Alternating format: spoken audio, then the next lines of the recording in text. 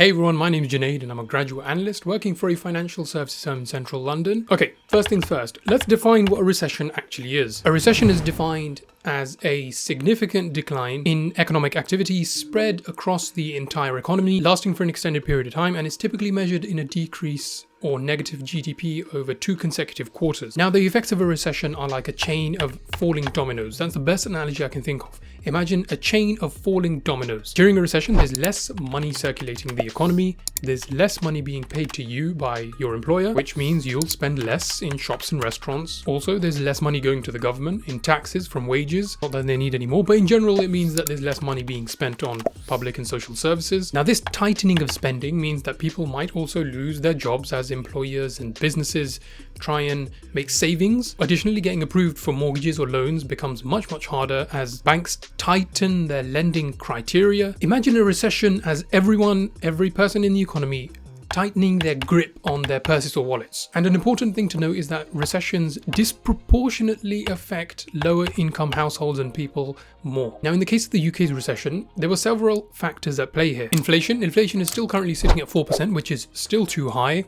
The Bank of England aims or estimates that a target inflation level should be 2%, so we're still 2% too high. Inflation measures how much more expensive goods or services become. The higher the inflation, the lower your purchasing power. We all hear a lot about the cost of living. That's been going around a lot, and that's also directly related to inflation. As inflation gets higher, the cost of living also gets higher. So as an example, let's take your weekly shop. Let's say you're buying the same stuff, but your bill, your total, keeps getting higher and higher. That'll all be due to inflation. As inflation increases, the cost of everything from milk, bread, eggs, fruits, meat, vegetables, everything slowly creeps up, and that ultimately means you're paying more for what previously you paid less. The ONS, the Office for National Statistics, says that the Consumer Price Index has increased year on year from January 2023 to January 2024 by 4.2%. Now, what is the Consumer Price Index? The CPI, or Consumer Price Index, it's a set of indexes that measures the price change experienced by household consumers. These indexes cover everything from groceries to shopping, cars and automobiles to rent. So to really simplify this, let's say a household's annual expenditure from 2022 to 2023 was £35,000.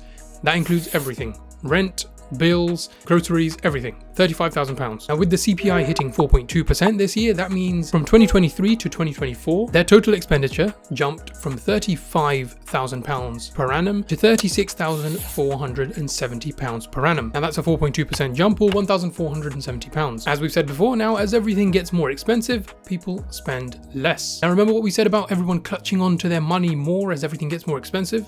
That's what happened in the case of the UK, and the country's economic output took a hit. GDP, gross domestic product. Now again, if we go to the Office for National Statistics, the ONS data shows that the UK economy hasn't grown since 2022. If we take a look at GDP, which is the most utilized measure of economic performance for a country, you can see in the chart that the growth has remained stagnant. There hasn't been any meaningful increase or decrease. Now, why is GDP important when assessing a country's economic output? Well, again, it links back to money being circulated in the economy. When GDP remains stagnant, consumers will be spending less jobs are created, and employees don't receive pay rises in line with the rising costs of services. Now again, the reasoning is the same. If employees don't earn more, the government receives less money in taxes, which negatively affects spending on public services like schools, the police, hospitals and the NHS. And that's why GDP is a really important measure to consider when we're assessing the UK's recession. Weather. Now, this is an interesting or possibly even surprising factor. Now, you might be asking, how on earth can the weather affect a country's economy, especially when that country has such mild weather like the UK does? In the last 3 months of 2023, rainfall across the UK was far above the average levels. The weather in general was just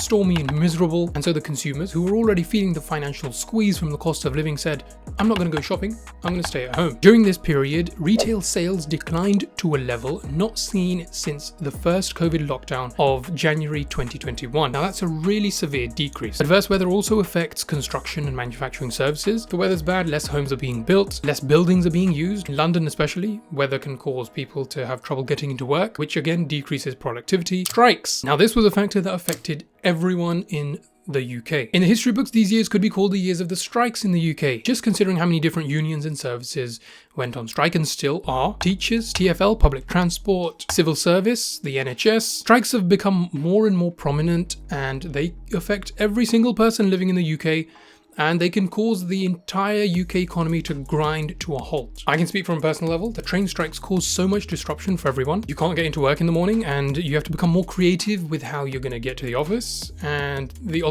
all the alternative methods of getting into the office are already packed because people are already thinking, how am I going to get there? How am I going to get there? So much of the country was brought to a halt just because of strikes. These strikes caused substantial disruptions in people's daily routines and the daily operation of a business as well, and undoubtedly disruption leads to decreased productivity. There were people who were unable to get to work because of public transport strikes, and that resulted in decreased productivity across multiple sectors. Now, strikes in sectors like healthcare and education don't just affect the healthcare and education services, they actually have a disproportionate effect and have broader economic implications. For example, if you take the healthcare strikes, they can cause an increase in people getting sick, an increase in people taking sick leave from their work, or untreated health issues that can affect productivity. Again, less people in the workforce, less people working. The economic output is affected by so many people who aren't able to work. And again, the uncertainty that strikes bring with them, people tend to cut down their spending and keep their expenses to a minimum, which again slows down the economy. The frequency and widespread effect, the broad effect that strikes had over this period was a real factor in causing the UK to dip into recession. Now, analysts and the Chancellor, I think he's already said that the UK's recession might already be over. It was just the country having a temporary